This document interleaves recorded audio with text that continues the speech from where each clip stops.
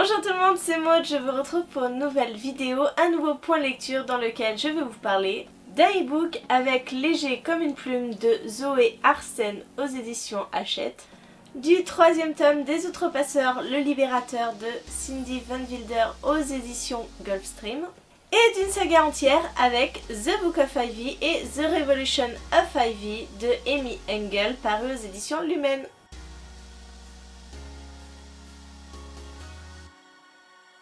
On commence avec cet e-book que j'ai eu grâce à NetGalley, donc je remercie cette plateforme et Hachette pour leur envoi. Dans ce livre, nous allons suivre McKenna qui revient transformée d'un été chez sa belle-mère et son père. En effet, McKenna a perdu 30 kilos, ne s'habille plus comme un sac et revient dans son lycée et est tout de suite acceptée par les filles les plus populaires. Au cours d'une soirée pyjama avec ces filles-là et une nouvelle élève fraîchement arrivée,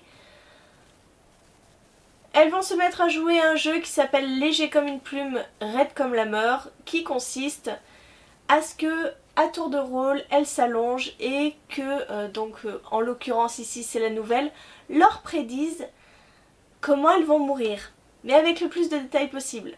Le truc bien glauque.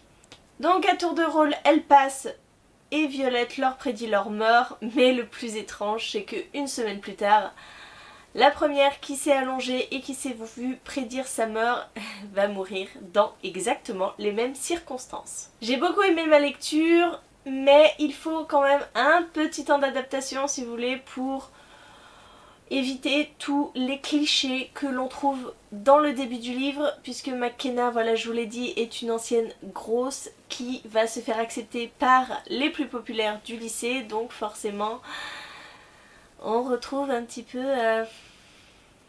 les gros clichés des lycées américains, surtout que les filles sont obnubilées par quelque chose, par le bal qui arrive. Oui, toujours ce fameux bal qui revient dans toutes les histoires, dans tous les lycées américains. McKenna m'a profondément agacée par certains côtés quand elle refusait de parler à ses anciennes amies, qu'elle leur tournait le dos, qu'elle se croyait peut-être mieux qu'elle à présent, qu'elle était populaire. Bref, elle m'a sincèrement agacée, mais l'histoire en elle-même, je l'ai beaucoup aimée parce que j'ai retrouvé un petit peu cette ambiance à la Destination Finale. Voilà, si vous êtes de ma génération, Destination Finale, vous connaissez. Si vous ne connaissez pas, c'est toute une série de films où en fait des adolescents vont se faire poursuivre par la mort. Quoi qu'ils fassent, ils n'échappent pas à la mort, elle les retrouve et elle les happe. Et le but un petit peu de ces films, c'est de deviner comment il va mourir. Là, c'est un peu le même style, puisqu'on sait déjà comment sont censées mourir les personnes. Mais il y a toujours cette recherche de se dire comment ça va se passer, à quel moment. Voilà cette curiosité morbide qu'on retrouve et que moi ça m'a plu, c'était plutôt addictif.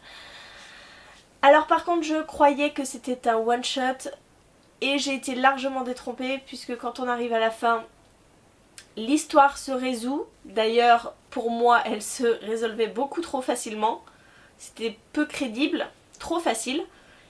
Et on tombe sur l'épilogue, et l'épilogue, et ben c'est clairement un appel en disant hé hé, tu croyais que c'était fini? Eh bien non, rien n'est terminé, il faut voir ça dans le tome 2. Voilà, c'était clairement ça. C'était pas très très bien joué parce que ça a fini de m'achever, parce que je me suis dit, d'un côté j'étais contente parce que c'était pas si facile que ça, mais d'un côté j'étais là, ah merde, ça se finit comme ça, ah ouais. Ah ouais, très frustrant quand même, parce que au final il n'y a pas de fin quoi. Donc voilà, j'ai bien aimé ma lecture, mais je suis assez mitigée sur cette fin abrupte et peut-être pas si bien amenée que ça. À présent, je vous parle du tome 3 des Outrepasseurs que j'ai lu en lecture commune avec Stéphanie de la chaîne Piketty Bookin. Elle se dévore cette saga depuis quelques semaines. Et moi j'ai vu l'occasion de sortir ce tome 3 qui traîne dans ma palle depuis décembre 2016. Voilà, j'avais lu le tome 2 l'année dernière en décembre, pour le Cold Winter Challenge d'ailleurs, puisqu'il se nommait La Reine des Neiges, c'était parfait. Et il fallait que je sorte ce tome 3. voilà, finir cette saga. Même s'il y a un tome 4, je pense que la saga est terminée avec cette trilogie et que le tome 4 c'est une sorte de petit bonus. Mais je vous dis ça, je n'en sais pas plus parce que je n'ai pas lu le tome 4. Bref, dans cette histoire, nous suivons Peter qui est un jeune garçon comme les autres qui va apprendre qu'il fait partie d'une société secrète qui s'appelle les Outrepasseurs. Il va plonger dans son passé, découvrir une malédiction qui a touché sa famille et d'autres familles. Et il va en apprendre plus sur lui, sur ses ancêtres. Et il va y avoir pas mal de choses en rapport avec la magie. Les Outrepasseurs, ce sont cette confrérie qui lutte pour détruire la magie, parce qu'au final c'est la magie qui leur a mis cette malédiction. Et moi j'aime beaucoup cet univers, j'aime beaucoup ce qu'a créé Cindy Van Wilder, vraiment, et j'ai beaucoup aimé ce tome 3. J'ai été happée en début de lecture, j'avais un petit peu de mal à reprendre l'histoire où elle en était restée puisque ça faisait quasiment un an que j'avais lu le tome 2. Mais finalement ça coule de source, l'écriture est très belle. Moi j'aime beaucoup l'écriture de Cindy Van Wilder dans ce livre, dans cette saga en tout cas. C'est bien développé, j'aime beaucoup Peter, j'aime beaucoup la relation qu'il a, très conflictuelle avec sa mère. Là Peter va se rapprocher d'Arnaud. Si vous ne connaissez pas Arnaud, il faut lire cette saga parce que Arnaud et le chasseur, ce sont des personnages très particuliers, mais que j'aime beaucoup, très complexes. Et voilà, là on arrive à la fin de cette saga, on arrive à un combat final qui est explosif, on arrive à la fin des révélations, à la fin de tout ça, et ça me fait un petit pincement au cœur de me dire que c'est fini. Mais bien sûr il y a le tome 4.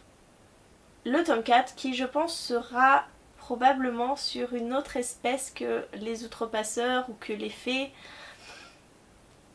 Probablement sur les ferreux, je ne sais pas. Cindy, si tu regardes, fais-moi un signe, ça va être sur les ferreux.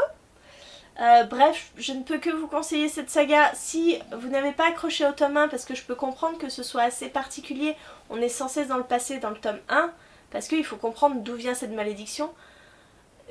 Je vous conseille de continuer parce que le tome 2, on est bien plus dans le présent, mais c'était obligatoire. Cette plongée dans le passé était obligatoire pour qu'on puisse comprendre les impacts que ça a sur notre présent.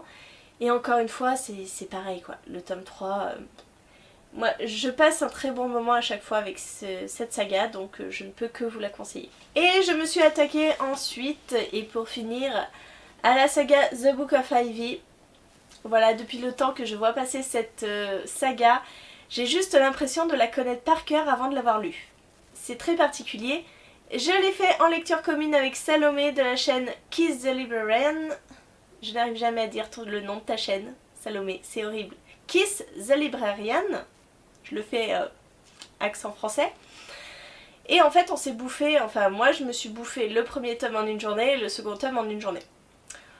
Donc, comme j'en ai discuté un petit peu avec d'autres personnes, finalement ces deux tomes, ça aurait très bien pu se réunir en un, sans problème, faire un one-shot, sans aucun souci.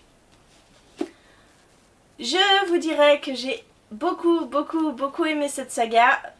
Nous suivons Ivy Westfall qui se voit obligée d'épouser Bishop Latimer. Nous sommes dans une dystopie où en fait les États-Unis ont subi une guerre nucléaire, les survivants se sont regroupés en petites communautés. Là, c'est la famille Westfall qui a créé cette communauté, sauf que par je ne sais plus quoi exactement, elle s'est fait reprendre le pouvoir par les Latimer, et depuis ce sont les Latimer qui gouvernent cette ville d'une main de fer. Mais les Westfall n'ont pas dit leur dernier mot et donc chargent Ivy de tuer son futur mari, histoire peut-être de reprendre le pouvoir. Alors, je ne sais pas comment tenir ce livre. Ce premier tome a été une excellente lecture. On découvre Ivy, on découvre Bishop, on découvre leur vie ensemble et on découvre tous les problèmes que va rencontrer Ivy pour mener à bien sa mission. Dans ce second tome, on suit toujours Ivy, on suit toujours Bishop. J'avais entendu beaucoup d'avis sur ce second tome, comme quoi la lecture avait été plus mitigée que le premier tome. Moi, ça n'a pas été le cas. J'ai pas été déçue parce que je crois que j'ai entendu tellement de déceptions que je m'attendais à bien pire.